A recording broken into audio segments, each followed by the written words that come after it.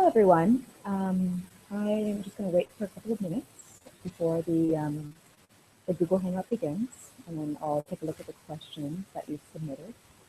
If you have a question, go ahead and submit it now, and I'll scroll through and decide which ones I want to answer.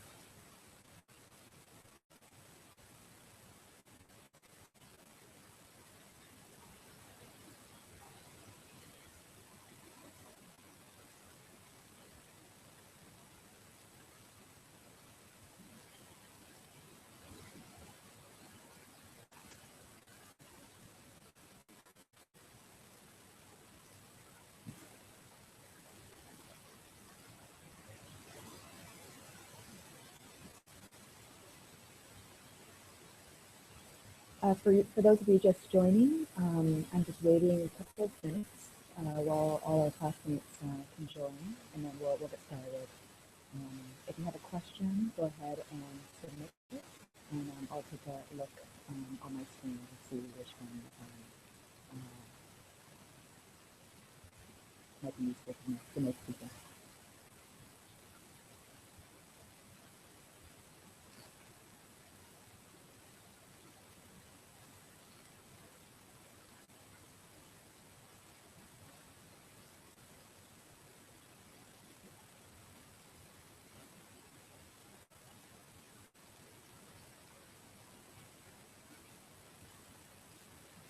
I'm just going to wait one more minute, and then we'll get started.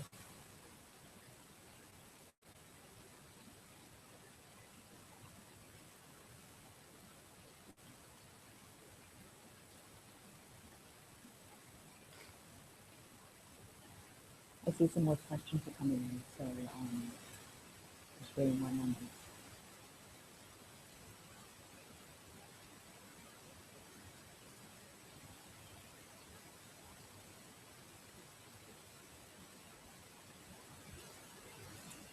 All right, so thank you everyone for joining in. My name is Cristina Villegas. I've been your lecturer this week, and I appreciate you dialing in. I am the deputy of the Mines to Markets program at Pact. It's an international NGO that focuses on natural resources management, livelihoods, and health. And within the natural resources management cone sits my program. We have about 22 projects at the moment, and my job is to work with teams around the world in about 9 countries, make sure that they feel confident in running the project. If they have any questions about mining or about program management, my job is to give a coach and a mentor, and then build up their capacity, and then they can serve as mentors and coaches in their own countries as well. So that's who I am. I'm actually currently in Cambodia right now. I was in Indonesia last week, taking a look at tin and gold mines. And so yeah, I forgot how many countries I've been to now. That with artisanal mining, but probably around 15 at this point, maybe countries. So anyways, it's a pleasure to be here. So thank you for joining me. The first question is, says, hello, Cristina. Thank you for the lecture on this module. We have some questions about basic technology in ASM. And is the situation of ASM in Africa different from other parts of the world? So as hopefully my lecture made clear, ASM is so diverse. We have artisanal mining, and then we have small-scale mining. And each one has its own problems, and the context really drives both the technology used and the problems and opportunities that are in one place. So what we usually see, I'll break it down to 2 types of mining. One's called surface mining, and that's where you basically use a shovel and a stone back. You might mine in rivers or along riverbanks or even in mountain tops. So what you usually see when people are mining along rivers or riverbanks is people using shovels and picks. They dig the dirt that there's the materials, which is called ore, um, out of the ground, and then they usually use a sluice box of some kind. And this is to wash away the heavy rocks. And if the mineral that they're mining is heavy, the material will, the sluice box is kind of the diagonal box, and you put the ore up here and you put some water, and the materials will kind of catch in like a carpet material that we usually use. And if you Google sluice box, you can see what I'm talking about. That's the most common kind of technology used on a physical mining site. And then after they wash away the big rocks, they might grind it first if they're mining gold or something to liberate the particles. And put it through sluice box. If it's bigger finance, because there's finance here behind the site, they might be them using, instead of human strength, using excavators or other earth moving equipment. And if it's really advanced, they'll take that ore, they might wash it first to concentrate it. If you Google concentration in artisanal mining, you can get some different nice pictures. They'll take it to a processing facility where they're either going to use, or there might be a few different processing methods in place, but I'll use gold as an example. They might use mercury to separate the gold from the concentrate. But if they are in a legal environment that allows mercury facilities or incentivizes that, they might send to a science facility, but not getting into the weeds. So if you Google the material that you're interested in, whether it's gold or silver, and then just kind of look around for some answers, I think that will probably give you the kind of detail that you want. So the next question is, do we find ASM in developed countries like the US and Canada? Absolutely. We tend to see more small-scale mining, so more mechanized mining. There's a few TV shows now that are pretty fun to watch. One's called Gold Rush, and it follows some small miners in Alaska, and they're after gold, and there's various trials and tribulations, and at one point they decided to go to South America and face danger and challenges there. So anyways, it absolutely does happen in the U.S. and Canada. In the U.S., sometimes gemstone mining is called gem hunting, and there's two different places around that this happens. One's North Carolina. They have a couple there. They actually turn into tourist areas. They can be into one called Gem Mountain, North Carolina. There's one called Cherokee Ruby Mine, and that, as the name suggests, you can get ruby there. Montana has lots of sapphires that are still available via artisanal mining, and Arkansas is also mining. I think there's also mining in Colorado that's taking place at other artisanal. So absolutely, it happens in developed countries. Some people do it out of hobby, others because that's the full-time job.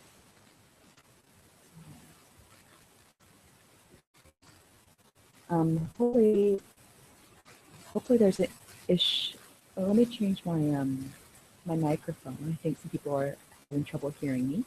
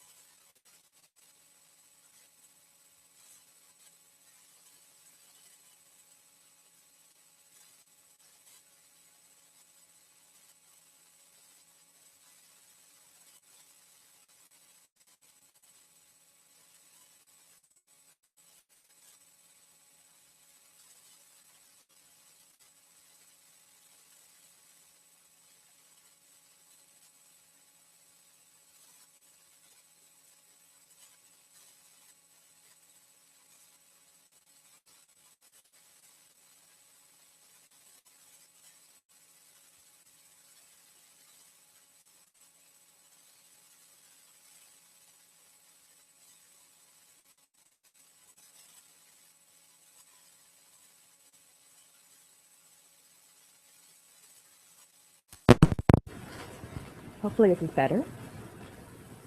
Can somebody comment if it is better?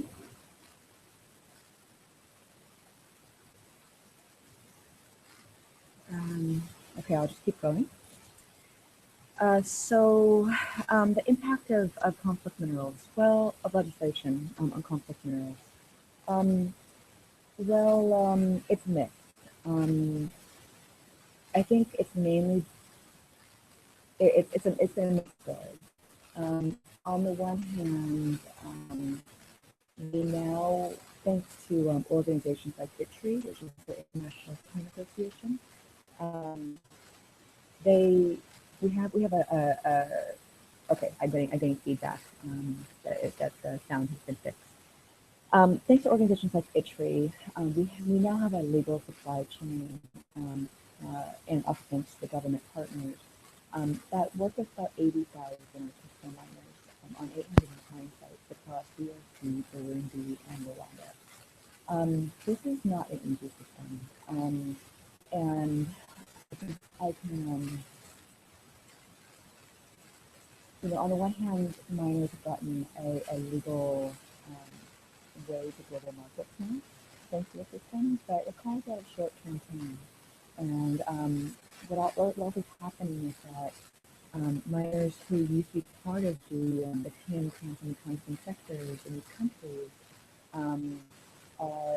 have, for mainly price reasons, shifted to gold. And no one's really been successful so far in the gold sector. So, the impact of Dodd-Frank on gold is it, cut off miners from otherwise potential buyers. But anyways, that's a very tough question. There's pros and cons to legislation, and it's not an easy answer.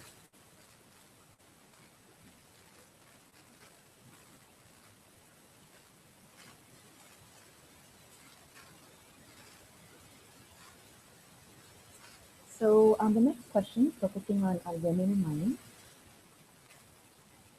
It says, can you please give us examples of local customs which prohibit women miners from working on mine sites?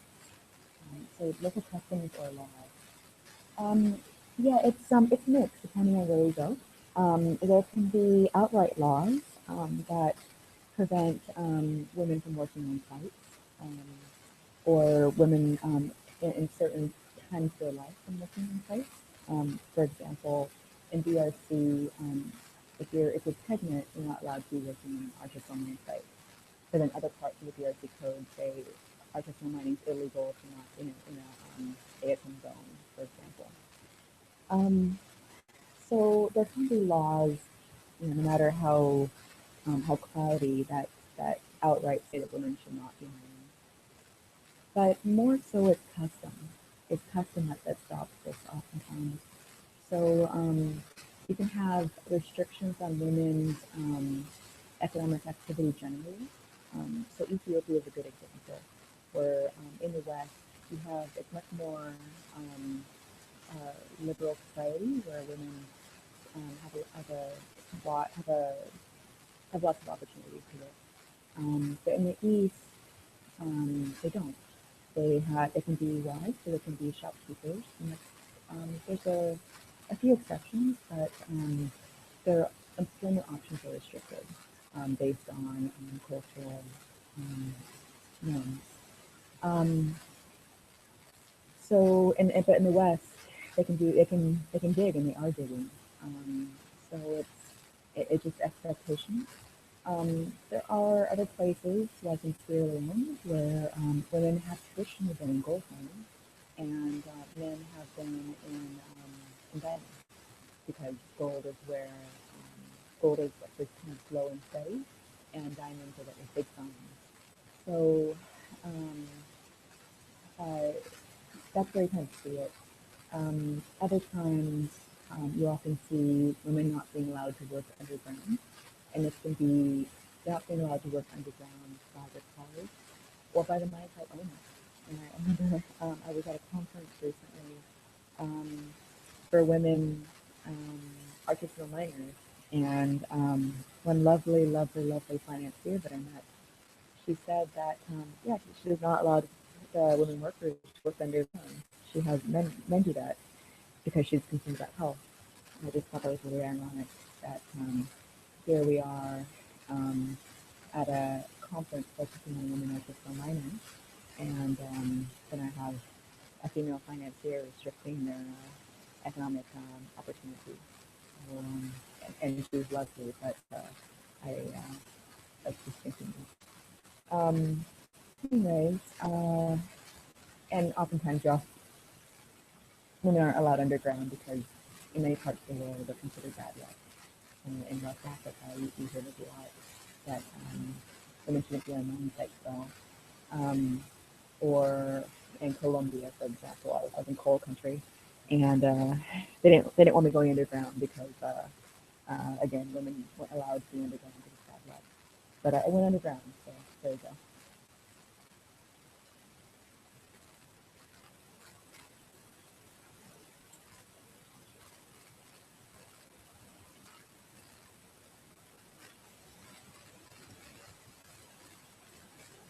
One person says, if large companies produce 90% of all products, perhaps they should have policies to support artisans and small companies, for example, training small companies. Yeah, I agree. Um, in my lecture, just to be clear, I was saying um, I was saying that 90% of the world's minerals, annually mined minerals, are produced by large scale or industrial or commercial companies. With different terms they use. So 90% of the world's minerals are produced by these kind of large scale producers, and 10% are produced by artisanals. Um, and I agree. I agree that we should work together whenever possible. This is fraught with um, mismatched expectations, but they should. They're all part of the mining sector, and we're all hoping to have local benefit with these resources. So I completely agree with you.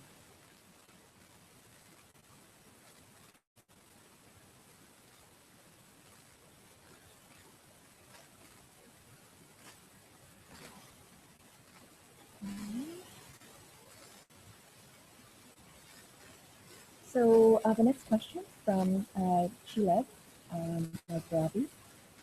He says, thank you for the presentation. He said, mercury poisoning is a health risk associated with AS, and we assume that mercury has short-term effects. Yeah, so mercury can have short-term effects, but it has equally as terrible long runs. And the mini Moscow Convention that I think I mentioned in the lecture, it's this big anti-mercury treaty that aims to reduce and eventually eliminate mercury use in a number of areas, including artisanal small scale. So yeah, there's a number of effects, health, environment, um, uh, and others that can have pretty immediate and long-term impact. I agree with you.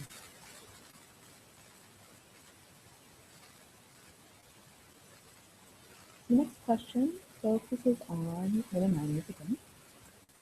It says, where is the percentage of women supply between 30 and 50% in AFM sites?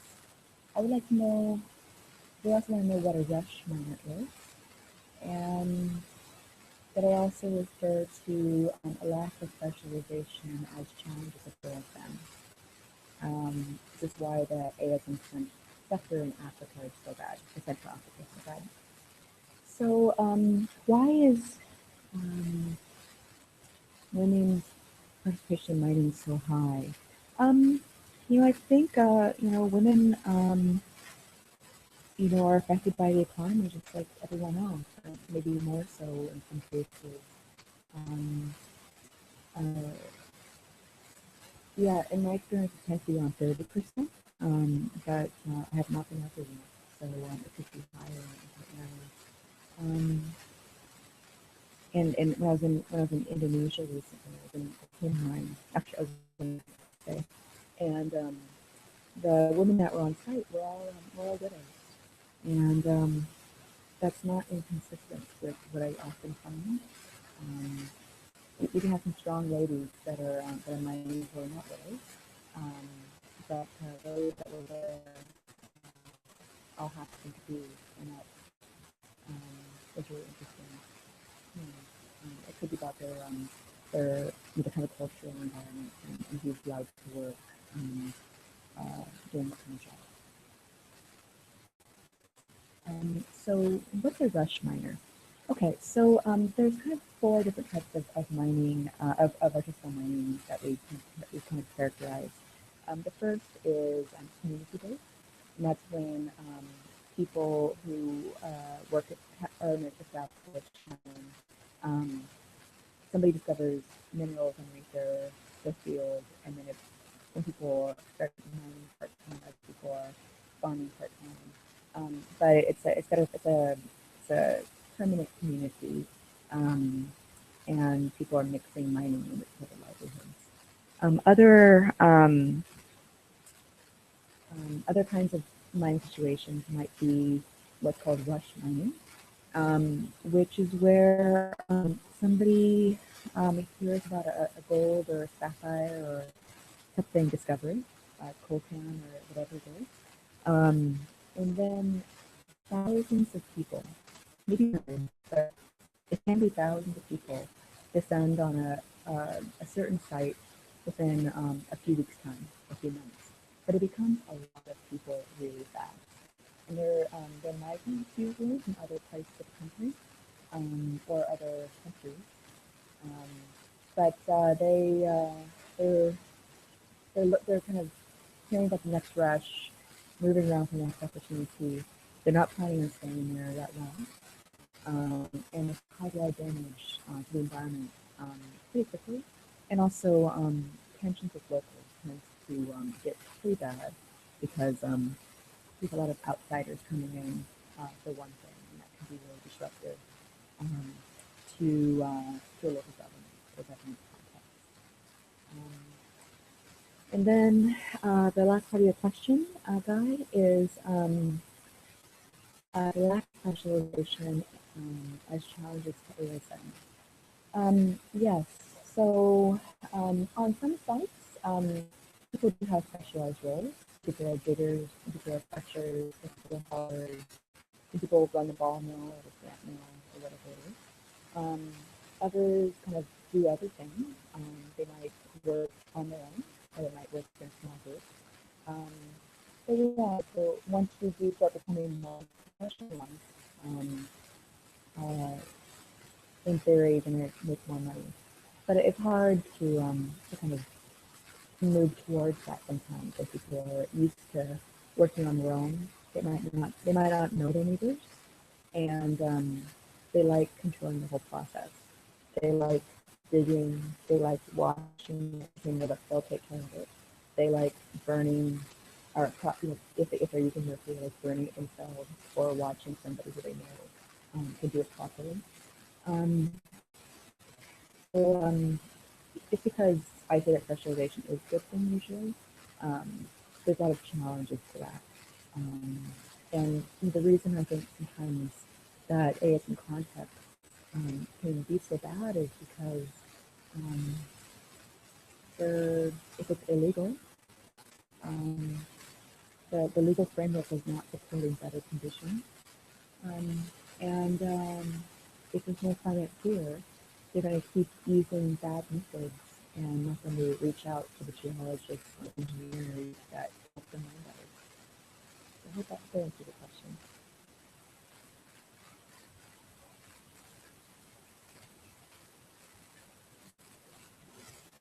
The next question is from May, and he says, artisanal mining in Nigeria is often illegal and high risk, done by poor, uneducated people. are there programs designed specifically to help people with skill, help equip the people with skills and knowledge? Yeah, so it depends where you are. So ASM happens in about 70 countries around the world. Most artisanal miners are line gold. That's the most common material. Um, and in some countries, yeah, there are established programs.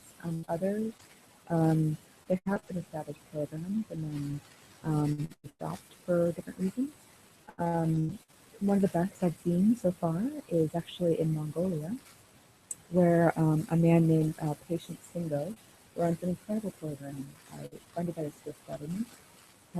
It's called the Sustainable Artisanal Mining Program, SAM. And what they're doing is helping miners professionalize, helping them become legal, working with the government to help formalize in practice, and then moving gold mines from mercury into mercury-free technology. And um, they've been doing this, I think, for the past 10 years or so. So it's taken a while. So it's not one of these kind of short-term activities that people get excited about in a minute. They um, they move along because they're frustrated. It really spent some time investing in building these relationships.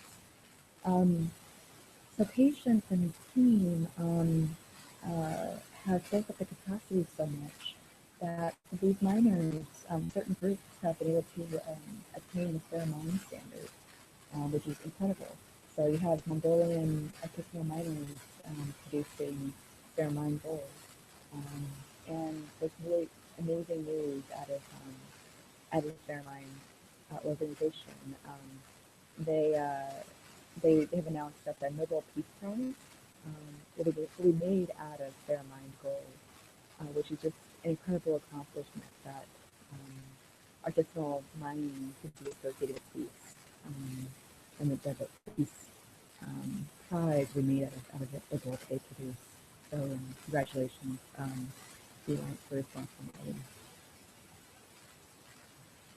Oh, and I should say, Pact is doing a lot of work with arms, but also on skill building activities, health and safety, and other issue areas in the country.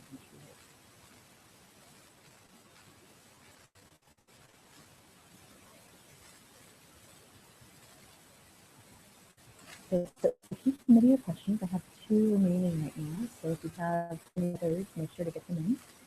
We have about 15 minutes now.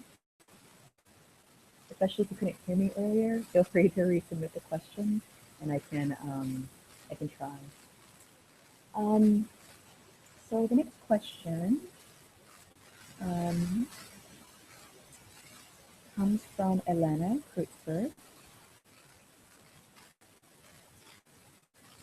and she says, I assume it is much more complicated to introduce general rules and standards for small companies and artisans because of a lack of resources and it's difficult to establish control. Perhaps this is a niche for community organizations. Yeah, that's exactly it. That's exactly why, that's one of the reasons why it's so hard. There's a lot of reasons why this work is hard.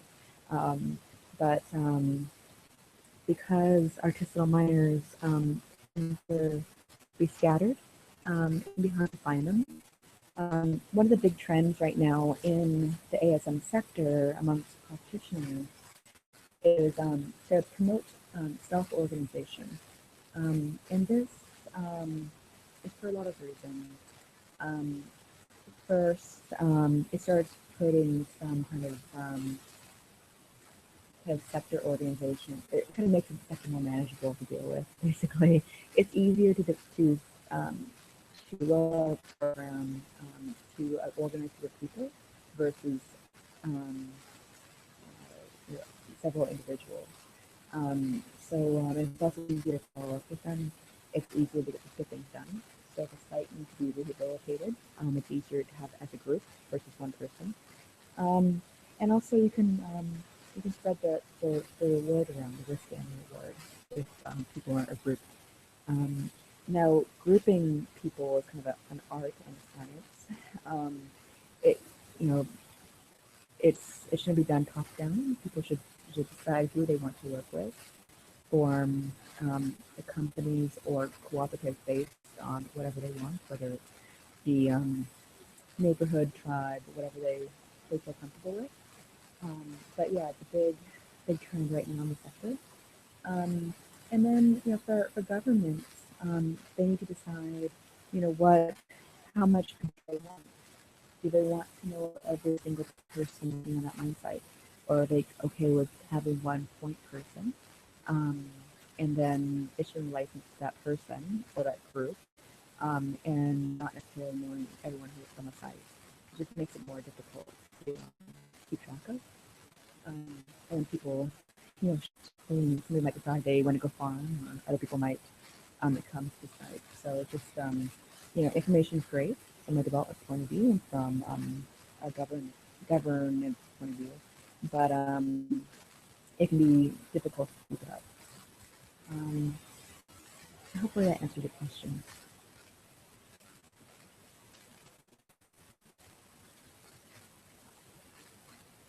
All right, so I have one more question. I'm happy to keep going, but you have to submit questions for me to keep going. So the last one's from Jody, and actually not from Jody, it's from the SBSN. There's a lot of research, a lot of well-meaning research to go out and study the problem.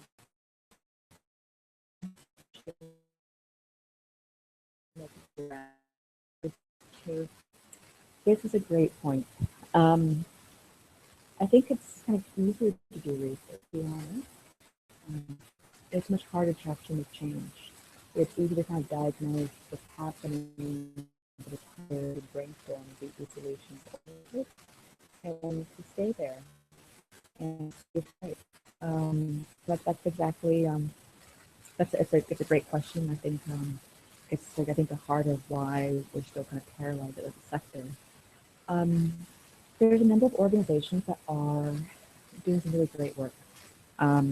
This includes Patient Singa's work for the Mongolia Sustainable Fiscal Mining Program. This includes Jennifer Horning's work for Solidaridad. This includes the Alliance for Responsible Mining in Colombia. They're an incredible organization led by Lena Villa. This includes fair trade work led by Gonzaga in Kenya right now. This includes Pact. I'll put a shameless plug in for my organization. We have about 21, 22 projects right now focused on actually getting things done. Research, but research to the point of design. So we have the evidence-based initiative and design a program that's based on real data versus something I imagine happening. And then we have different universities that, sorry, and then we've got the Google Hangout, which is like and then we have different universities that are not only studying the problem, but doing some really great work. So my colleagues over at the University of British Columbia are, it's called UBC. The School of Mining and Engineering out there is doing an incredible job, not only studying theoretically what it is, but also then showing us and documenting it. And then University of Queensland in Australia is doing great work. University of Surrey, and a few others. But these are the ones that I think about a lot. And if you do want to make a project in a certain country, you can see a Pact is working there. We need a donor to support it. That's the other challenge with this work is that there's not enough donors really appreciate the potential that ASM has, or that might be started off by the master, and are afraid what kind of change might be possible. But unless you stick your neck out, nothing will change. Nothing big, nothing will change. And we need to stop doing all this research and start getting more stuff done.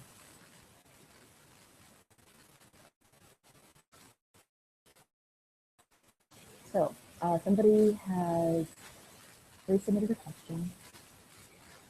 Or they couldn't hear me. I'm sorry about that. What part of ASM, what is a part of ASM and economic growth in some countries of Africa? So I was saying earlier that ASM plays a really important role, especially in rural places where there are not a lot of alternatives. If farming has become more risky, if other things just making artisanal mining the most rational economic choice, that's a really important role. And mining can give you cash versus have to wait an entire farming season to get cash. So it's really important to recognize that it's not just about jobs sometimes, it's about what it brings you.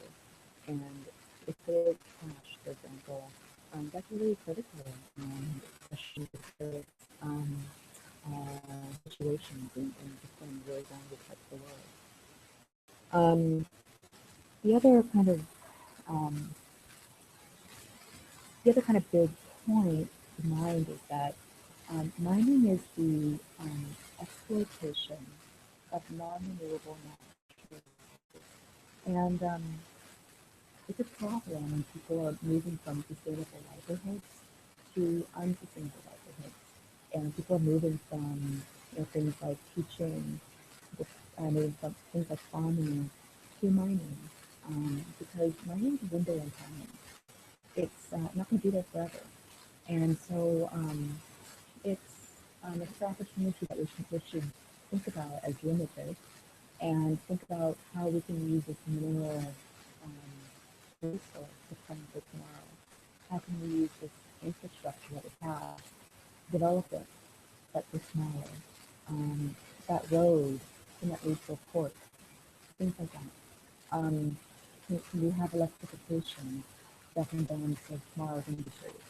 And I think that's not happening. And I think people presume that something will be there forever, which it won't, because it's not renewable. It can't grow out. So it's a very important job, and it creates one mining job creates 6 jobs downstream. So, for example, one digger job creates jobs for shopkeepers, for motorcycle taxis, for buyers, and everyone downstream. But it is all based around the unsustainable industry and how they continue doing that.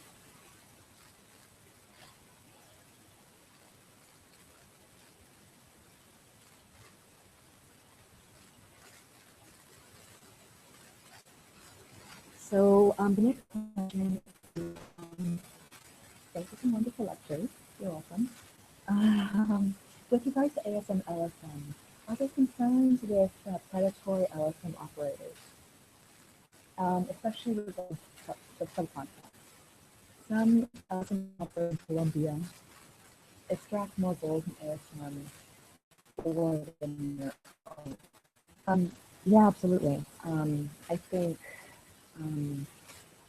I am a big promoter of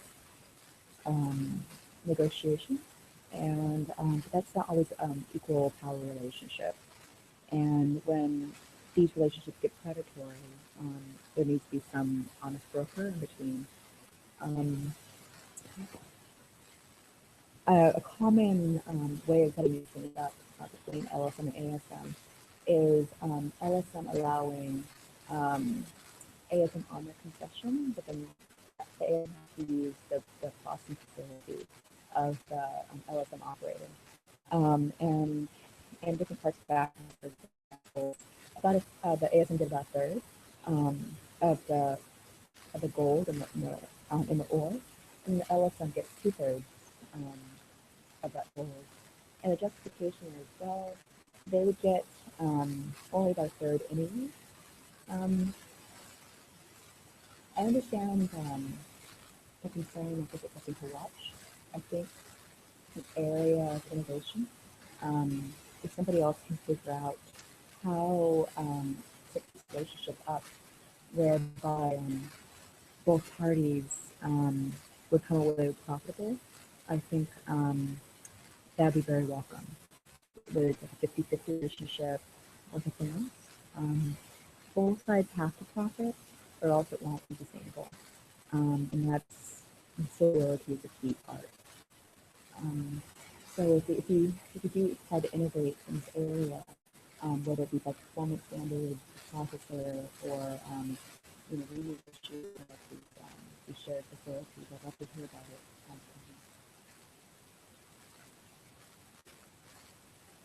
I can keep going in this hangout as long as I'm not cut off. So especially since people couldn't hear me, I'll just keep going to the question.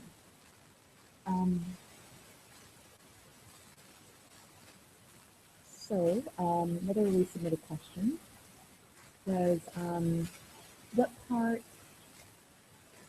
is a part of ASM and economic growth of countries in some areas out of Africa? Well, I think it's very similar. I think we're a lot more alike than we like to think sometimes.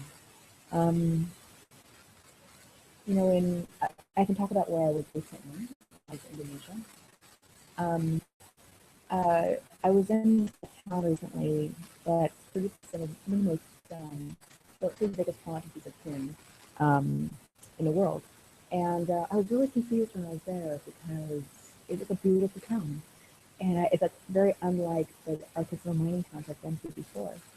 And I realized that the town was a very well-established place before mining, and that mining is very new. That's why it was such a nice place, because artisanal mining towns can be pretty sad places sometimes. And so in this case, mining is a new livelihood for different people who didn't have very nice lives beforehand. But mining, but for them, mining is a new opportunity that they didn't have before in a more developed situation.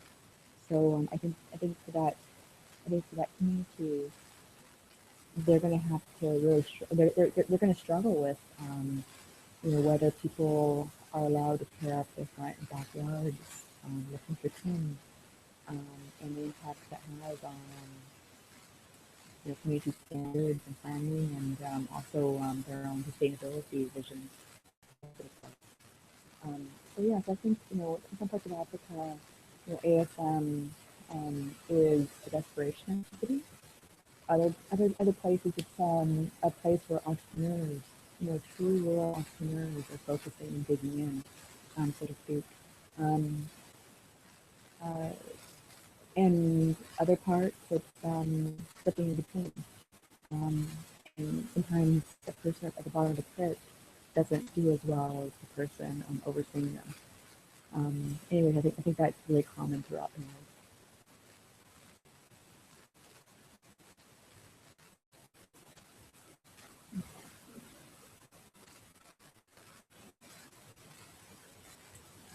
There's lots of questions that were muted earlier. I'm sorry. Okay, so the next question is, do you think that it's possible to develop good practices and standards which promote responsible artisanal and small-scale mining? Yes, I'm a huge fan of standards. I think the minimum standard that we should all focus on first is meeting the minimum legal standards for a country. Now, some countries don't have appropriate standards. Don't have appropriate legal standards. So they have copy and pasted the large-scale regulations, and copy and pasting is completely inappropriate for our persona. Inappropriate in terms of financial resources, artisanals are not like large companies, and inappropriate in terms of human resources to achieve these very high standards that are meant for higher companies, for larger companies. ASM needs its own regulations, and we need supporters to be responsible, but they're need to be appropriate for their education level and also financial level. So whether the legal framework should be shifted, I think is a good question to ask. So I think basic legality is something we should all focus on because it can be empowering depending on the place. Standards. There's some really great standards out there. My favorite is the Pheromone standard, which focuses on gold and platinum. It's owned by an organization called the Alliance for Responsible Mining, and one of the best standard in the world. A standard very much like called Fair Trade. They used to be the same standard, but then they went their separate ways, and now they're two different standards. And they're both excellent. If miners can reach them, they're excellent. But some capacity building is needed for both those standards. And it's really important to recognize that most miners are down here, and the standards are very up here, and we need to help them reach that glittery standard. I hope people can still hear me.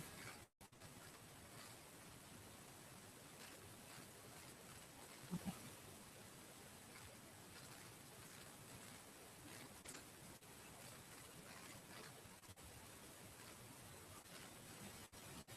So, next question is talking about a case in Tanzania where LSM is following ASM. It's causing fights and deaths at a Tanzanite site in Arusha. Would it be proper to mediate the two to coexist than convict ASM? So the question is it better to coexist in this situation where you have deaths and fights, or is it better to evict? Eviction should be like the last option. It's expensive. It rarely works. It's expensive both in the short term and the long term. It makes a place harder to work. And so it really everyone if negotiated cohabitation or some other kind of relationship can be set up. There's a few different ways that you can do this. You can do subcontracting of artisanals, whether it be mining or whether it be other services like hauling, bulldozing, things like that. It can be licensing assistance. So if it's a concession share situation, or if it's a site immediately next to the concession, the large-scale company can help the smaller folks get the license, or help with paperwork, engage with government on their behalf, provide geological support. Companies spend millions and millions of dollars doing this intensive prospecting in every single corner of their concession, but that rarely gets given to anybody besides the company. And that could be the shallow deposits. That information can be given to artisanals in these kind of cooperative situations. You can have job skills training. You can have efficient mining and environmental protection. Fire stations, exploration, things like that. There's a whole host of ways that folks can cooperate that could work. It depends on the legal frame and whether people are actually allowed to coexist in the same place. And it also features a potential partner, and that the strength of the stomach of the of the corporation that's interested in partnering. Not all these things are easy for any company to do. And also, both sides need to keep their promises, um, both the company and the artisan group. And it's better if there's one point person for the artisan group. And it's better if they're a formal legal unit. And there's agreements on how deep people can go, and the repercussions if they dig too deep. They're ignoring safety rules. So there needs to be, promises kept on both sides.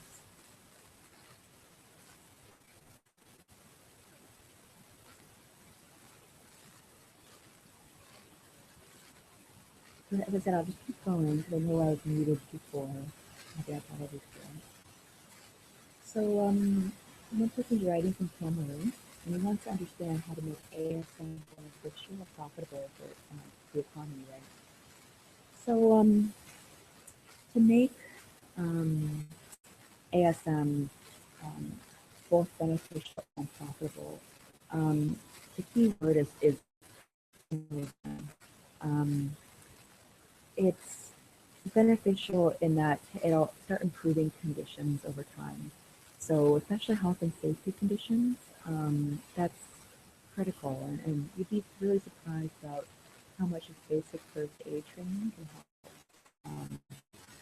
Drills such as, if there's a mining physical tunnel collapse, how to save your colleagues. Just trying to have a bit of a safety culture in your artisanal mining operations. How to make it more profitable? There's kind of two parts to this question. The first part is profitable for who? And I guess the second part is, if it's going to be taxable. Profitable means that I need to start understanding the geology and the characteristics of their and for that, and what it takes to mine it better. So for that, they're going to need some experts. There's a number of ASM organizations around the world that are really good at this.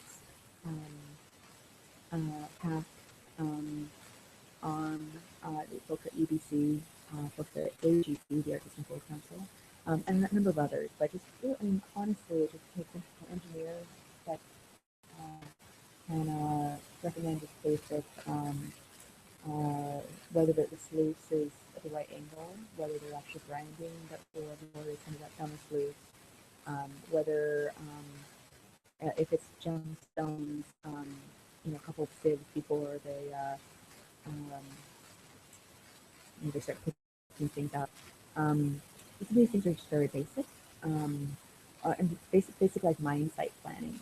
But for somebody who's very new to mining, they wouldn't know any of this, and it's just really important that they start getting professional assistance, in the form of an engineer or a geologist, that help them understand mining planning and proper processing, so that they can become more profitable. And for the state, taxation of ASM is a big challenge. It's too long a conversation to have here, but eventually artisanal miners need to become taxed. For that to you, it takes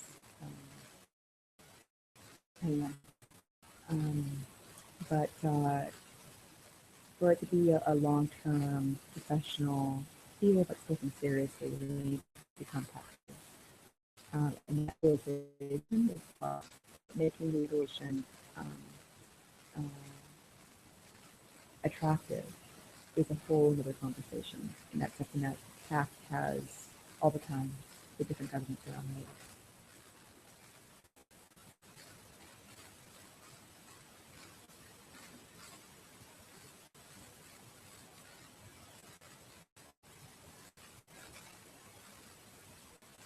Okay, so there's one more previously asked question, and there's one new one. So I'll do the one more resubmitted question, and I'll put the new one. And we'll continue maybe for another 15 minutes. So the resubmitted question is, very very often a change in a sector is influenced by a financial sector financing business activities.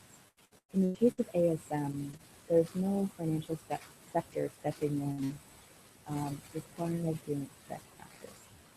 In my previous answer, I was saying that actually, yes, there is usually a financier already there. They might be the local shopkeeper, or they might be the local big man or big woman, meaning a person behind that site. It's very important to recognize who's currently financing a site because there's actually a security question. It's really important to see who's on the site and who is not there physically, but there nonetheless.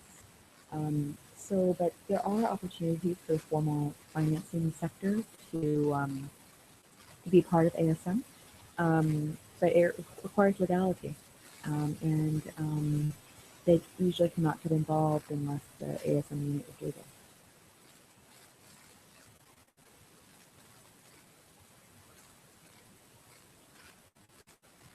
Okay, so last question.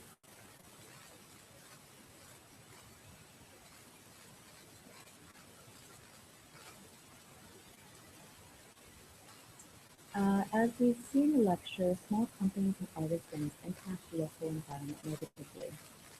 How is this problem solved at the level of countries? For example, murdered community activists in Honduras indicated lack of instruments. The question is always finished. Yes, I've been hearing about those things killing. It's an incredibly sad situation. Also, miners, the level in which they impact the environment is hotly debated. If they're surface mining, if there's only a few of them, it depends on the place. But the impact is not usually that big. If there's several hundred of them or several thousand of them, and over time, then the impact can be dramatic and quite shocking. And depending on what kind of materials they're using, explosives, it can be pretty shocking impact. But if the mine is down, this has less of an environmental, like a direct environmental impact that you see in surface mining, and more of a human health impact. We absolutely need watchdogs like Berta, who was killed in Honduras, and when a sector, I don't know the. Let's be clear, I don't know who was behind that murder, whether it was mining interests or whether it's other individuals. But we need people who would monitor the impacts of the environment, and the legal framework in the country is hugely important to that. And I'm afraid there's no easy answer, unfortunately. But there needs to be a framework under which people are encouraged to mind their environmental impacts and held accountable when they're grazed and unaddressed. That's a great question. So thank you everyone for joining me on this presentation. Sorry about the technical difficulties we had earlier in the call, but I hope that you were able to hear at least the end of the webinar. And if you have any other questions,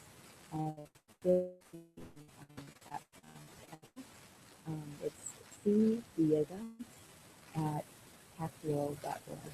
I'm not sure if it's available on the website. You can Google my name and put Pact after it, and you can find me there. So thank you so much again, and it's been a pleasure. Thank you.